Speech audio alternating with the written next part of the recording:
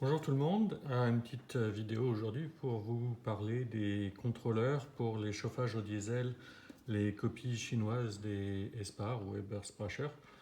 Euh, Ici j'ai trois types de contrôleurs. J'ai un contrôleur très simple rotatif, un contrôleur digital qui va permettre d'utiliser une télécommande notamment, et un contrôleur digital qui lui aussi peut utiliser la télécommande et qui est programmable. Donc on va les brancher dans le véhicule un par un, puis je vais passer à travers les différentes fonctions, les avantages et les inconvénients de l'un et de l'autre. Premier contrôleur, c'est le contrôleur rotatif. Donc pour l'allumer, juste... Alors d'abord pour le primer, on va maintenir le bouton off appuyé pendant 5 secondes et la pompe va commencer à se primer. On rappuie sur le bouton off et ça va éteindre la pompe. Pour l'allumer, on appuie simplement sur le on. On voit ici les LED qui s'allument et on peut augmenter la température désirée. Il peut fonctionner soit en fréquence, c'est-à-dire la fréquence de la pompe, ou alors en thermostat. Et pour passer de l'un à l'autre, là il est en thermostat. Chaque LED correspond à 3 degrés Celsius d'augmentation. Si on veut passer en mode fréquence, il faut maintenir le bouton on appuyé pendant à peu près 8 secondes et le bouton passe du bleu au rouge. Donc là on est au rouge. Rouge c'est en mode température, bleu c'est en mode fréquence. Et donc les LED, elles, vont être en fonction de la fréquence. Donc là on est en mode température. Je maintiens on appuyé et on est en mode fréquence maintenant. Si jamais il y a une erreur au niveau du chauffage, les LED vont clignoter ici. Et en fonction du nombre de LED qui clignotent, ça vous donne le code d'erreur. Donc s'il y a l'équivalent de 3 LED qui clignotent, ça veut dire que c'est une erreur 3. Tout simplement. On va l'éteindre.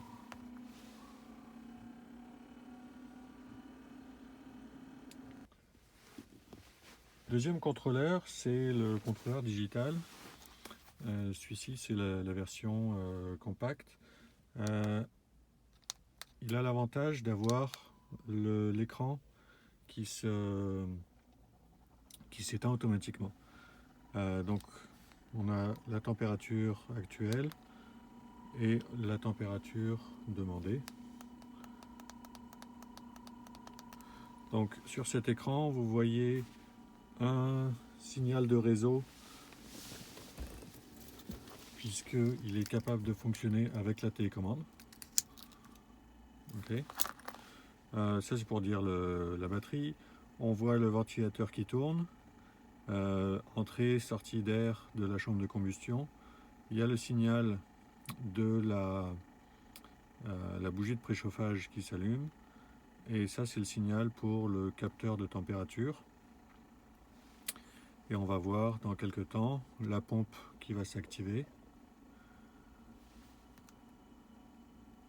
Alors on règle la température par les boutons plus et moins, enfin en haut et bas.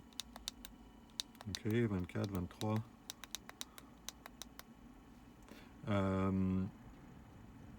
On allume et on éteint avec le bouton on-off ici. Le bouton OK permet de voir les différents réglages, donc pas d'erreur, erreur 0 c'est pas d'erreur. La température courante. Ça c'est la température de l'air qui rentre. Ça c'est la température demandée. Le voltage de la batterie. Voilà. Et ici, ça c'est pour aller sur les réglages avancés. Il faut entrer un code. Généralement c'est soit 1688 ou 9009 ou 9977. Je crois que celui-ci c'est 9009. Donc allez ici.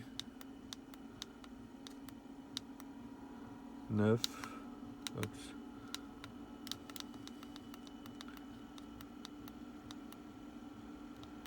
9, ok. 0, ok. 0, ok. 9, ok. Et donc là maintenant on a un mode où on voit la fréquence. On peut monter, baisser. Ok. La fréquence maximum qu'on peut monter et baisser. Ok. La vitesse maximum là aussi du ventilateur. Minimum pardon et maximum du ventilateur. Et là on peut le régler pour le faire marcher en 12 volts ou en 24 volts. Donc je vais juste le laisser en 12 volts. Et ça je sais plus ce que ça veut dire. Et off pour sortir du mode. Donc là on voit que le symbole de pompe est activé puisque là il envoie du diesel, la pompe est en train de pomper. Si on veut passer en mode fréquence plutôt qu'en mode température, on appuie sur le réglage et vers le haut. Et là on est en mode fréquence. Donc si je baisse maintenant, vous voyez là j'ai une fréquence de 3.2 Hz pour la pompe. Je peux remonter 3.8.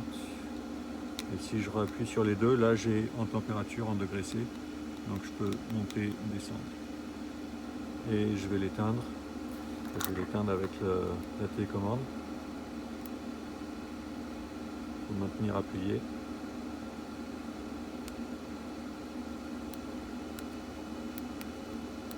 Moi je n'ai pas dû la régler, je vais l'éteindre ici. Voilà. Là, il clignote off. Donc il va faire son cycle de shutdown. Il va réallumer la bougie de préchauffage histoire de brûler tout le diesel imbrûlé qui pourrait être dans la chambre de combustion, qui permet de ne pas encrasser la chambre de combustion. Puis le ventilateur, lui, va continuer à tourner le temps que la température interne de la chambre de combustion baisse pour éviter une surchauffe, bien entendu.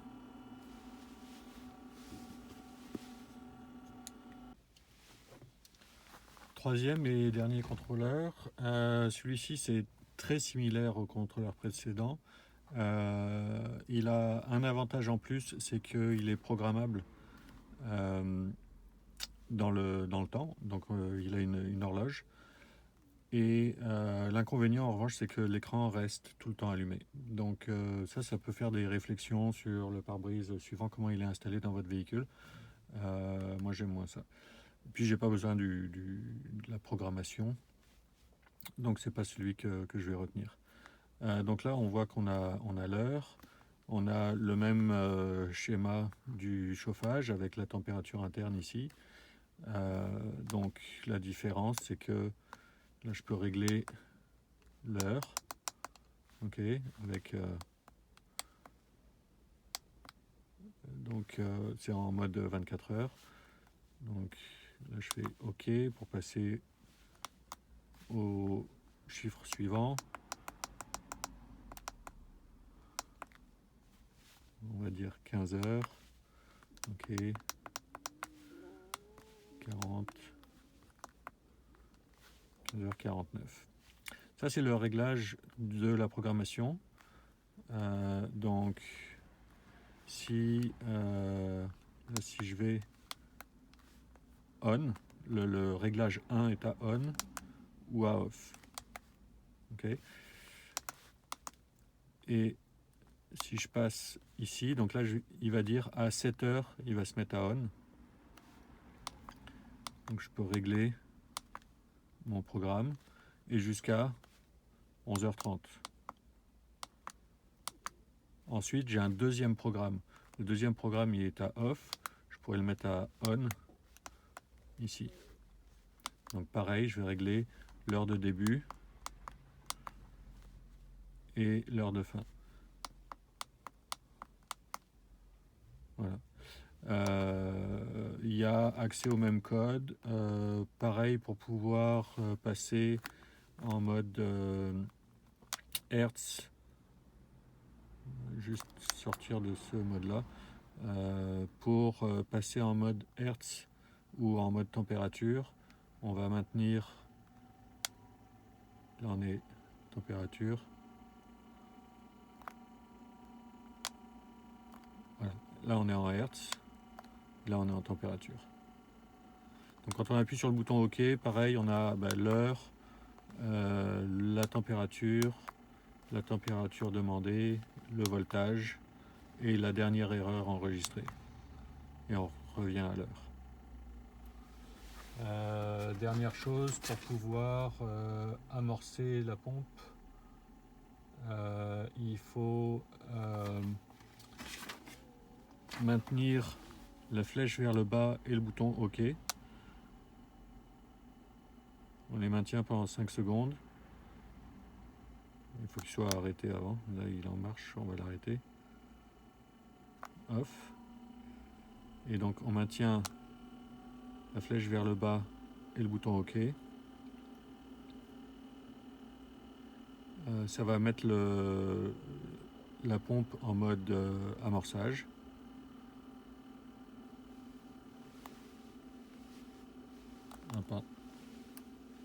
Et une fois qu'on a fini, on appuie sur la flèche vers le haut et ça va couper la pompe. Voilà. En espérant que ça vous aide à faire un choix de contrôleur quand vous commandez votre diesel, votre chauffage au diesel copie chinoise. Moi je vais y aller avec celui-ci puisque comme je disais l'écran s'éteint automatiquement, ce qui est pratique surtout quand on conduit la nuit ou quand on dort dans le véhicule et on ne veut pas avoir une lumière constante. J'ai pas besoin de la programmation pour celui-ci et celui-ci il n'y a pas beaucoup de réglages possibles, donc je vais y aller avec celui-là.